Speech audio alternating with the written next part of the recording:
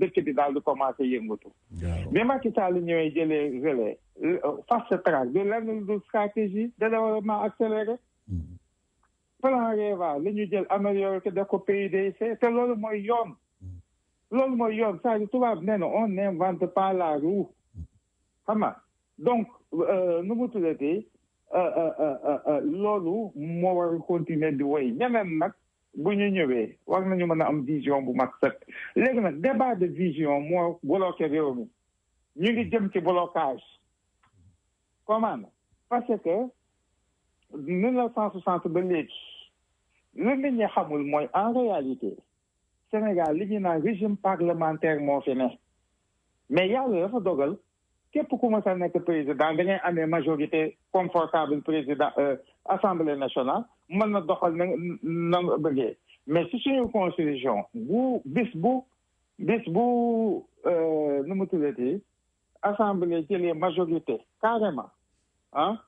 lii xew mooy gouvernement bi dañ koy daaneel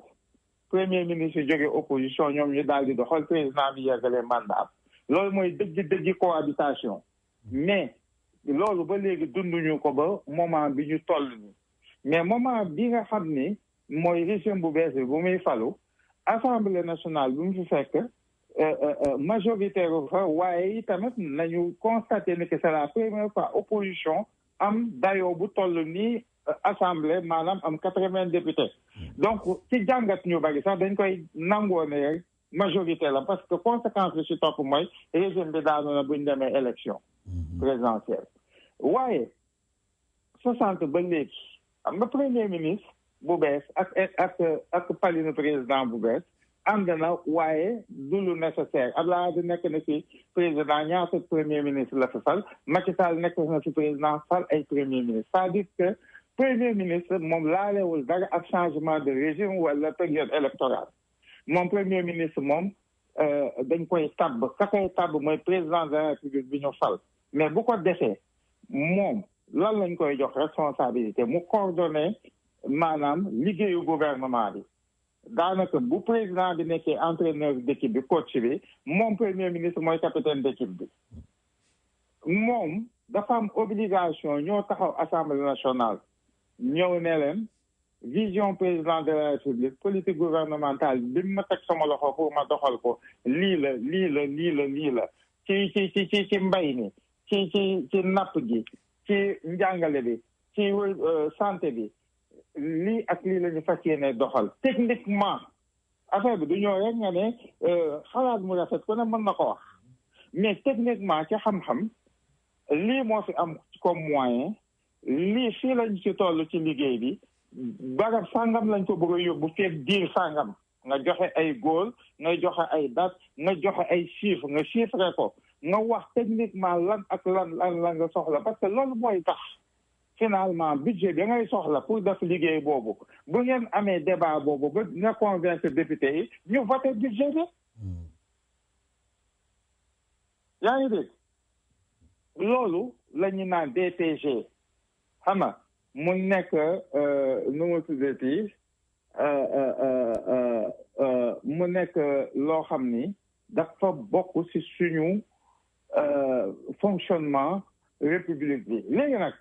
maa ngi gis débat baa ngi nii sur la place publique ñu wax ni ki way amul règlement intérieur bi obligé woon premier ministre mu def ko loolu nekkutu fa ce qui n'est pas vrai règlement bi article 55 moo convoqué premier ministre léegi nag ci biir loolu amoon na beneen article 98 bu waxoon ne buñ ko tabbee am na nangami weer xaw ma 3 mois la xaw ma 6 mois la xamatuma bal la ci mais en tout cas 3 mois article boobu définir na exactement ñaata temps lañ ko may pour mu ñëw taxaw ne député yi peuple sénégalais bi lay wax à travers ses représentants parce que moom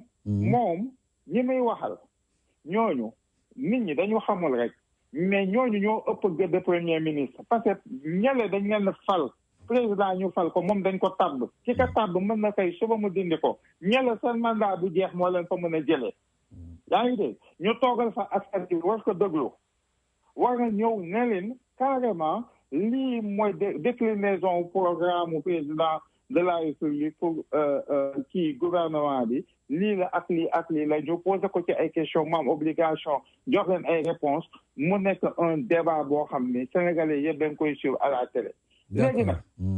keroog bi Macky Sall jëlee amee deuxième mandat yéen a koy fàttaliku ci la dindi poste premier ministre bu mu koy dindi dañu dindi waale pàccu règlement intérieur boobu nga xam ne mooy joxe délai bi. parce que waaye article 55 bi joxe obligation ñoo DPG bi fa la des ndaxte buñ fàtte ni ki après Boun Abdallah Dionne toog nañu diir dëkk bi amul premier ministre bi Macky Sall di waaj a nekk di waaj a jiite waate Union africaine ci la ne bon pour yëf yi gën a woyof ci loxom ndax lu muy def à l'international dafay soxlaa premier ministre ñu indi Amadou Ba tàbb ko premier ministre mais buñ ko tàbbee premier ministre xam nga article boobu di joxe délai indi waatuñu ko Amadou Ba n'était pas lié ci loolu mais Amadou Ba taxaw na def na déclaration de kii def na de politique déclaration de politique générale. bañ bëggoon ko defal motion de censure ñoom. dañ ko defal ba dañ ko bëgg. defoon bu ñuy dem assemblée nationale opposition bi intercoalition bi lañ fa demee non. premier problème yi ñu am ci intercoalition bi donte am nañ suñu deux groupes parlementaires différents mooy ñoom Birame Souleye Diop préparé nañu seen motion de censure sans yëgal ko Lamine Thiam ak ñu ma àndal. baax na Bamba tegal sa loxo foofu waaw bàyyi ndey mu développé motion de censure bi jàllut Amadou Ba teewul taxaw na il s'est livré à cet exercice def na exercice am Souleymane Ndéné defoon na ko fi Idrissa Seck def na ko fi Hadjibou Soumaré def na ko Mimi Touré def na ko Mame Madior Boye def na ko Moustapha Niasse def na ko mooy ñi nga xam ne depuis alternance commencé Sénégal nga xam ne les 24 dernières années ñi fi jaar premier ministre yëpp def nañ ko mais loolu pourquoi Ousmane Sonko war a choisir ni moom defu ko assemblée bu ñu modifier le règlement bi lan lañ ciy modifier am na loo xam ne su nga en matière de droit ñiy bind droit dañ ne am na loo xam ne mën na sax bañ a nekk ci texte yi maanaam doctrinal la maanaam bu xasee ba bokk ci comportement yi ba nit ñi xas di koy def mu nekk lu baax doo ñoo jalgati loolu naan du ma dem assemblée ci mbedd bi boo fa demee koo fay waxal erreur la quoi waaw léegi bàyyil Ndeye mu développé tuuti tegal si laanu foofu alors Ndeye waaw day suñ soobu Bamba def naa ne wax na lépp c'est-à-dire comme li nga wax léegi Ousmane Sonko dafa nekk na ci ay droit am mais dafa def erreur ndax erreur bu mu def il faut ñu wax ko mooy waru woon choisir endroit bi nga xamante ne fa la bëgg a dem pour def fa déclaration politique am daf ko war a def ci nga xamante ni mooy ñi nga xamante ne dañ leen a fal légalement comme suffrage universel comme la ñu tànnee président de la république donc loolu mooy wàññi li nga xamante ne mooy doole député beneen bi pour mu dem def ko ñu am majorité ak ñu bañ am majorité parce que bii du la première fois ci Ablaye Wade la commencé en 2000 bi Moustapha Niasse di nekk premier ministre ba muy dem assemblée def déclaration politique am PS moo fa nekkoon majoritaire il faut que loolu ñu fàttaliku nit ñi di bàyyi ci xel teewul indi na def déclaration politique boo xamante ni discussion am na ba nit ñoom ñu am ci satisfaction xam nga affaire bi lan la le président Diomaye il n'a qu'à prendre ses responsabilités wala ñu wax ñu réellement lan moo xew bi ñuy génn prison ba bi ñuy dem di jël pouvoir entre ñoom ak Macky Sall lan moo xew parce que il me semble que c'est Macky Sall qui dirige toujours le pays parce que fu mu nekk ni boo xoolee institution yi nga xamante ni conseil économique social environnemental ak beneen institution bi ñaar ñooñu ñëpp di Aminata Mbengue Ndiaye yore bii da Abdoulaye Daouda Diallo bii Aminata Mbengue Ndiaye président Macky Sall bi mu ñëwee 2012 Abdoulaye Wade di jël pouvoir bi ci Abdoulaye Wade dafa ñëw dissoudre institution yi ba pare mu tegaat ko fi fan ay nitam dugal fa ak ñu mu àndal mais ñoom naka la ñu mën a gouverner bàyyi ñi nga xamante ni ñoo fi nekkoon ba tey nekk ci système bi yoru système bi téye ko en main bu fekkee dafa am benn waxtaan bu am nañu éclaircir suñu bopp mu leer man fu mu nekk nii man dama flou sama bopp bi dafa lëndëm te li ci lëndëm dafa bare ndax mënuma comprendre ki nga xamante ne moo nekkoon sa adversaire démb ak bërki démb tey ji bi ngay jël pouvoir ci ay loxoom la aw nga jël pouvoir bi tey bi nga ñëwee au pouvoir ñi nga xamante tey jii ñoo nekk assemblée ñun ñoom Ousmane Sonko Yewwi Askan Wi li ñu am ni assemblée nationale benn opposition musu ko am assemblée nationale ñoom ak seen coalition mais nag boo xoolee li ko war a yëpp am na rëq-rëq yu am yu bari entre ñoom ak seen ay partenaires boo xoolee PUR dafa mel ne associé tuñu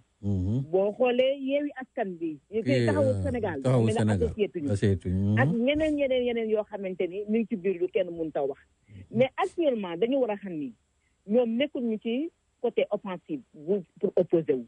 ñoom ñoo jël nguur gi il faut qu'il s'impose nañu ñëw affronter li nga xamante ni moom moo fi nekk ñu jàkkaarloog askan bi jàkkaarloog Sénégalais jàkkaarloog assemblée nationale bu lan la ñuy taw ci lan la Ousmane Sonko jëloon ci assemblée nationale man xamuma ko gisuma ko yow tu es là pour définir la politique générale du président de la République n'est-ce pas